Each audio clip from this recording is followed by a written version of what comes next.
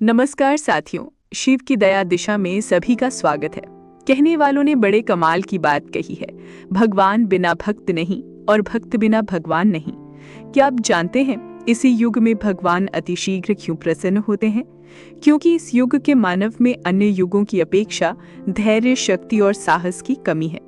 अब ऐसे में भक्त भगवान से दूर न हो, इसलिए भगवान को भक्त की पुकार पर अतिशीघ्र प्रसन्न होकर मनोकामना को पूर्ण करना पड़ता है।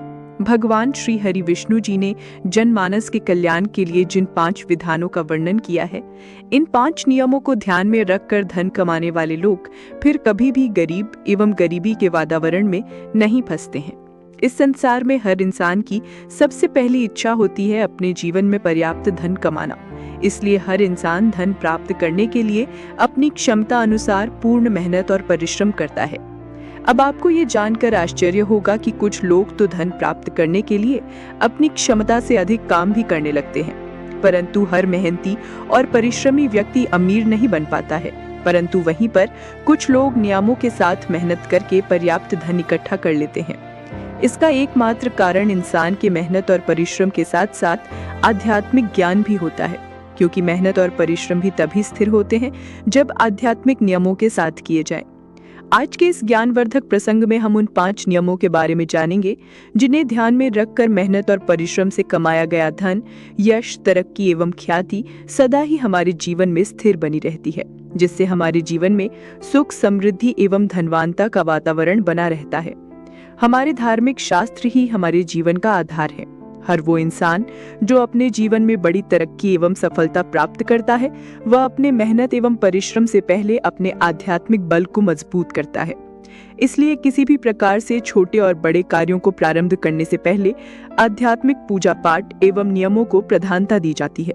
अब आइए बड़े ध्यान से समझते हैं इन नियमों को जो आपके मेहनत एवं परिश्रम को सफल बनाते हैं। इन नियमों में पहला नियम है उपयोग किए जाने वाले कपड़े और जूते, चप्पल।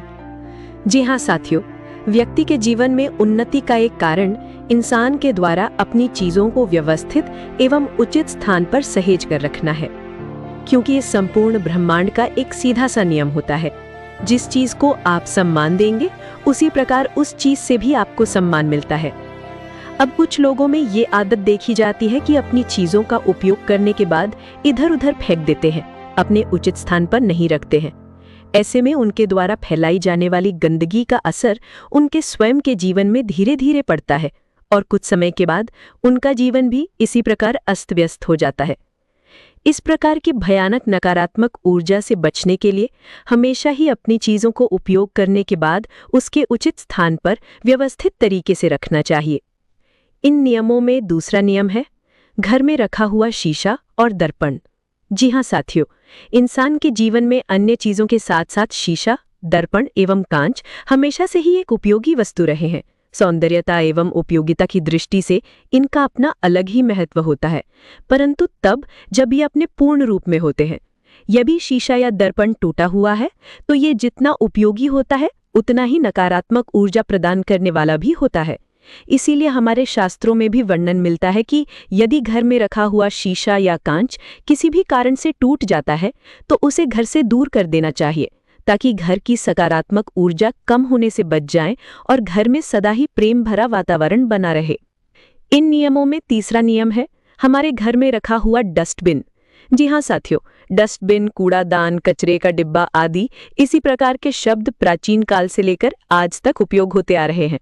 हमारे दैनिक दिनचर्या में डस्टबिन की बहुत ही महत्वपूर्ण भूमिका होती है, क्योंकि यही वो साधन होता है जो हमारे चारों ओर कचरे को फैलने से रोकता है।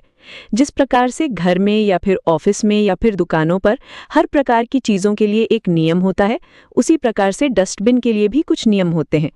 डस्टबिन को कभी भी मुख्य द्वार पर नहीं रखना चाहिए। डस्टबिन को कभी भी पूजा घर में नहीं रखना चाहिए। डस्टबिन को कभी भी रसोई घर में नहीं रखना चाहिए, क्योंकि डस्टबिन में हम फालतू का कचरा बंद करते हैं, जो एक नकारात्मक वातावरण से भरी हुई ऊर्जा होती है। इसीलिए इन नकारात्मक ऊर्जाओं से बचने के लिए हमेशा ही अपनी कार्यक्षेत्र के पास में डस्टबिन को रखना चाहिए, ताकि निर्मित होने वाला कचरा इधर उधर फैलने के बजाय डस्टबिन में रखना सरल रहे, ताकि हमारे वातावरण में फैली हुई सकारात्मक ऊर्जा हमेशा ही बनी रहे। इन नियमों में चौथा नियम है बिस्तर में बैठकर भोजन करना। जी हाँ साथियों, भोजन करना एक कला है। यदि भोजन को समय व नियमों के अनुसार किया जाए तो व्यक्ति के स्वास्थ्य में सकारात्मक विकास होता है।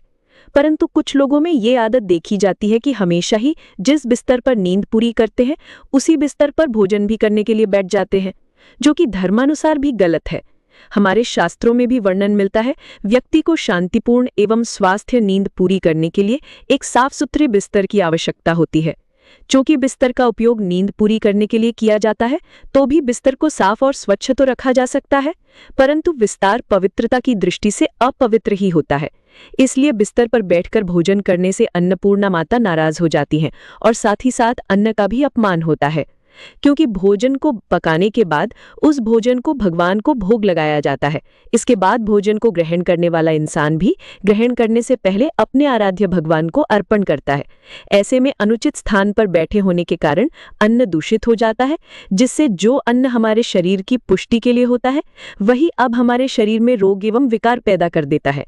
इसलिए इस प्रकार की गलत आदतों के कारण नुकसान से बचने के बिस्तर पर बैठकर भोजन नहीं करना चाहिए, इसके बजाय धरती पर बैठकर भोजन करना चाहिए। इन नियमों में 5वां है हमारे खाना खाने के बर्तन। जी हाँ साथियों, हर प्रकार के भोजन को एक पात्र में लेकर खाने की प्रथा अनादिकाल से चली आ रही है, क्योंकि हमारे हिंदू सनातन धर्म में भोजन बनाने के पात्र अलग होते हैं और भोजन को खाने के पात्र अलग होते हैं। भोजन की शुद्धता को ध्यान में रखते हुए भोजन को बनाए जाने वाले एवं भोजन खाए जाने वाले पात्र भी साफ एवं स्वच्छ होने चाहिए, क्योंकि भोजन का सीधा संबंध माता अन्नपूर्णा से होता है। माता अन्नपूर्णा ही इंसान के जीवन में अन्न का भंडार भरती हैं। ऐसे में यदि भोजन को पकाने वाले पात्र या फिर भोजन खाने वाले पात्र साफ करने के बाद भी झूठा लगा रह जाता है, तो सीधे सीधे ही अन्नपूर्णा माता का अपमान होता है, जिससे व्यक्ति के जीवन में भोजन की किल्लत हो जाती है।